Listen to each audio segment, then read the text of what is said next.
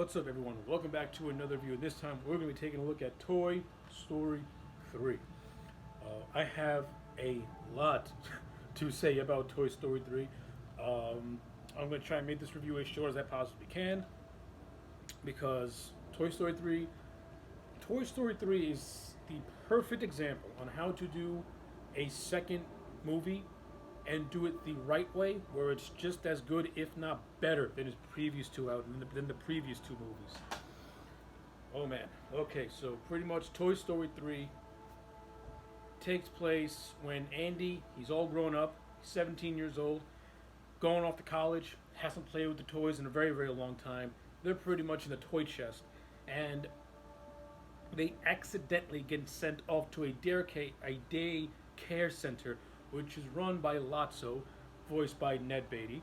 And at first, everything's all cool and everything's all good, and then all of a sudden, Lotso into tricks them into pretty much hanging out with toddler kids who just abuse the toys to the point where they're just damaged. And it's revealed that Lotso, he's a sneaky little bat. He's a sneaky bear. He is evil. And pretty much the gang, they got to get out of the daycare center. All the while, Woody has to make it back to Andy. And all the while, Woody's also got to convince the guys that Andy was never intending to throw them out or give them away. They're supposed to go into storage into the attic, but a mix-up happened, and that's how they ended up at the daycare center. So that's the whole story right there. So let's actually talk about the movie. As usual, the voice cast is fantastic. Tom Hanks as Woody, always good. Tim Allen's Buzz Lightyear. What can I say? Joan Cusack as Jessie. Love it. I also like they teased the romance at the end of Toy Story 2 between Buzz and Jessie, and in this movie we get more of that, which I really, really liked and really enjoyed a lot.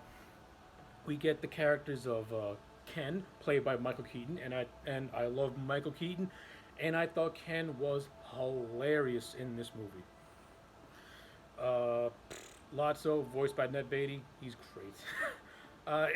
I love Ned Beatty as Lotso. He comes across, he has that southern charm to him when when you first see him, and then he's just when he flips that switch, he's evil bear, evil, evil, evil bear. And when you see his backstory, you feel sorry for him to an extent, but it doesn't justify why he's just so evil. But Ned Beatty's performance all throughout as Lotso, I love it. I thought he was great. And what I like about this movie is that there's no two villains. You know, there's no secondary villain in this movie. The main villain is just Lotso and his army at the daycare center, which includes Ken, Big Baby, and a slew of others.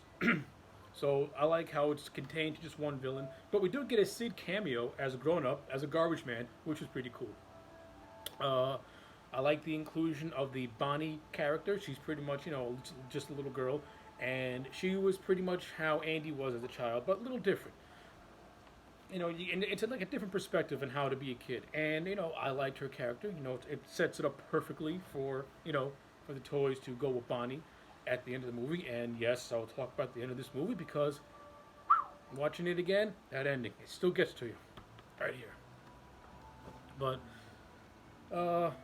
But the story is really, really funny, very, very heartwarming.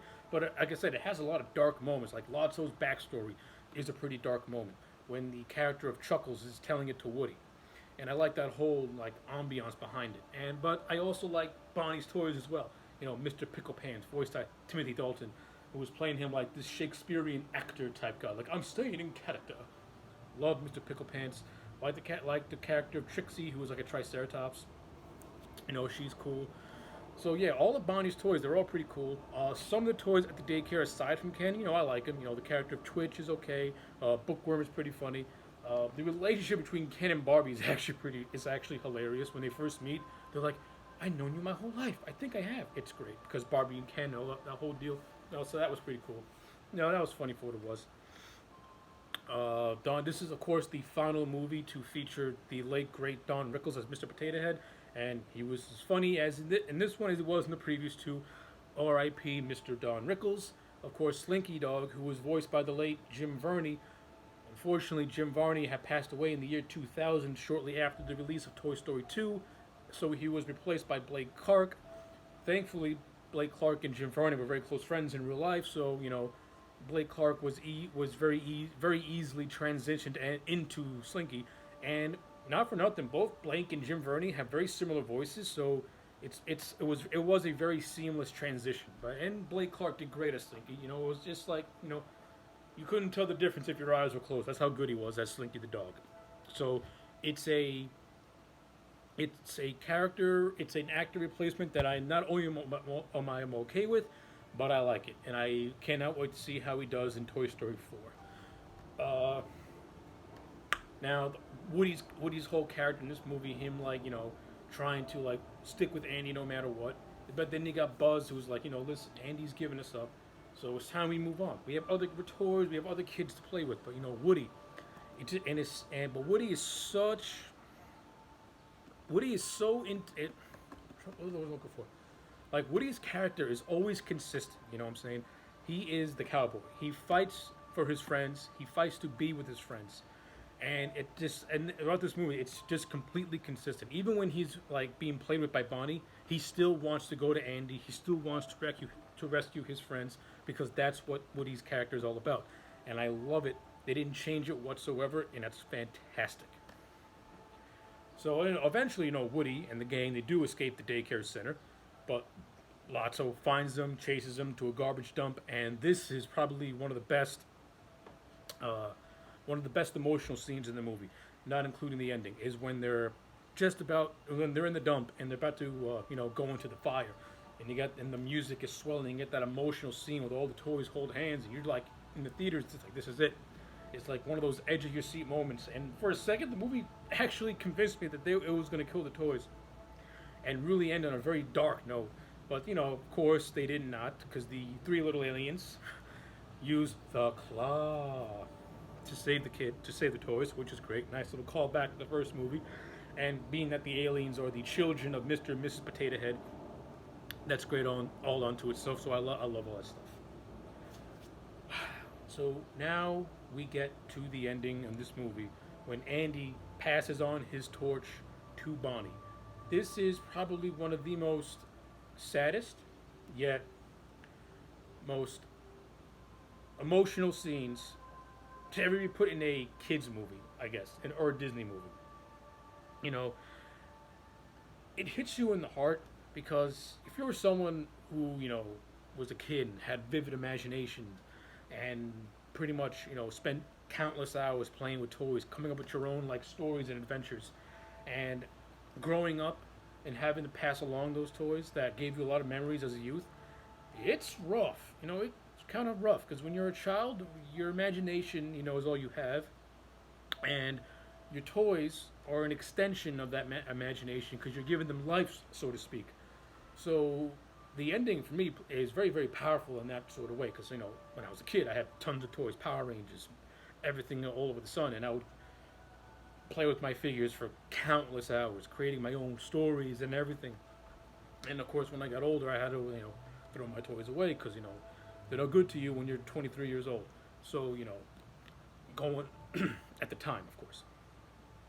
So, watching the ending to that scene, for me, it really hit home. And I don't really get all that emotional watching movies, or just emotional in general, but I got emotional during that. And I remember watching this movie when it first came out with my then girlfriend at the time. We're not together anymore. And, we both teared up at the end of this movie because it's a great ending. And if this was the last movie, you couldn't have ended it on a better note. You seriously could not have ended the Toy Story trilogy on a better note with this movie in general. So pretty much those were just my overall thoughts on Toy Story 3. I love Toy Story 3.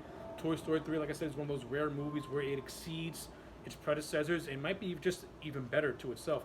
I like the story. It's got a lot of lighthearted moments. It has a lot of dark and somber moments, and it's a perfect balance. It's adult and it's child friendly all at the same time, and you still get that classic Toy Story charm, which never gets old. It's timeless. So, yes, of course, Toy Story 3 is a perfect 10. This is one of those rare cases where a trilogy of movies are just 10s, to me, all across the board. The acting is fantastic. The story is great. The animation is beautiful. The inclusion of the new characters is really well integrated, and the new additions are just they all work for me. And the character Bonnie sets it up for a new trilogy of movies if they decide to make more up to four, of course, but we don't know. So yeah, those are my thoughts on Toy Story 3. Perfect 10. Let me know if you like Toy Story 3 in the comment sections down below. Let me know which Toy Story is your favorite. Do you like the first? Do you like the second? Do you like the third? Let me know also in the comment sections down below. Like this video and subscribe, and I'll check you back next time for more.